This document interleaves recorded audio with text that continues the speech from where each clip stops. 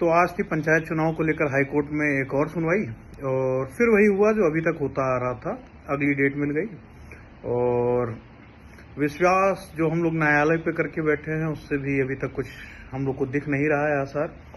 तो ये है भारतीय संविधान, कॉन्स्टिट्यूशन ऑफ इंडिया।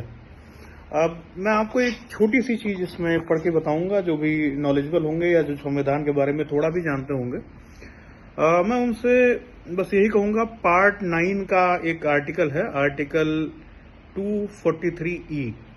ये बात करता है पंचायत के ड्यूरेशन के बारे में, और इनको मैं शब्द से आपको पढ़ के सुना देता हूँ। इंग्लिश में सुनाऊंगा, हिंदी में आपको उसका अर्थ भी बताऊंगा। Every panchayat unless sooner dissolved under any law for its time being in force shall continue for 5 years from the date appointed for its first meeting and no longer.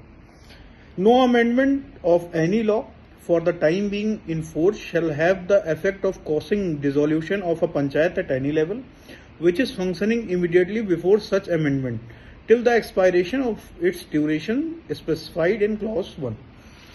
अब ये सीधे शब्दों में ये कह रहा है कि पंचायत चुनाव 5 साल पे कराए जाने चाहिए। अगर कुछ कोई भी ऐसा अमेंडमेंट या कोई भी ऐसा रूल नहीं लाया जा सकता है कि इसके टाइम पीरियड को चुनाव डिसॉल्व कर दिया जाए या बढ़ाया घटाया जा सके। 6 महीने का एक टाइम पीरियड होता है जब देश इमरजेंसी में रहे या किसी बड़ी दुविधा में रहे, तो इसको जो है एडजस्ट किया जा सकता है, लेकिन कॉस्ट बड़ा होना चाहिए। जब देश में जैसे कोरोना जैसे महासंकट हो या देश युद्ध में हो या कोई ऐसी अनएक्सपेक्टेड चीज हो जिसमें देश जूझ रहा हो। अब इसके खिलाफ हमें जैसे ये सरकार जो डिले कर रही है, इसके अगेंस्ट में हो क्या रहा है कि हमारे आपके पास जब कोई चारा नहीं बचता है जिसमें हमें लगता है कि हमारा आपका हक छीना जा रहा है, तो हमारे पास संविधान में 2 अनुच्छेद है। एक है आर्टिकल 32, जिसमें हम आप डायरेक्ट सुप्रीम कोर्ट में अर्जी डाल सकते हैं अगर हमारे आपके जो है मौलिक अधिकार छीने जाते हैं, फंडामेंटल राइट्स। और एक है आर्टिकल 226, जिसमें इंक्लूडिंग फंडामेंटल राइट्स, अगर कोई ऐसा हक है जो हमें कॉन्स्टिट्यूशनली मिल रहा है उसका उल्लंघन होता है तो हम हाई कोर्ट में एक रिट फाइल कर सकते हैं। इसमें जो केसेस आ रहे हैं वो रिट फाइल की जा रही है मैंडेमस की। मैंडेमस में क्या होता है कि कोर्ट आदेश करता है स्टेट गवर्नमेंट को या जो एफिलिएट बॉडी है उसको अपना काम करने के लिए, जिससे कि सुचारू रूप से चीजें चल पाएं। पर अभी कोर्ट कर क्या रहा है, कोर्ट धीरे धीरे प्रोसेसेस को डिले करके वो वही काम कर रहा है जो सरकार उससे करवाना चाहती है।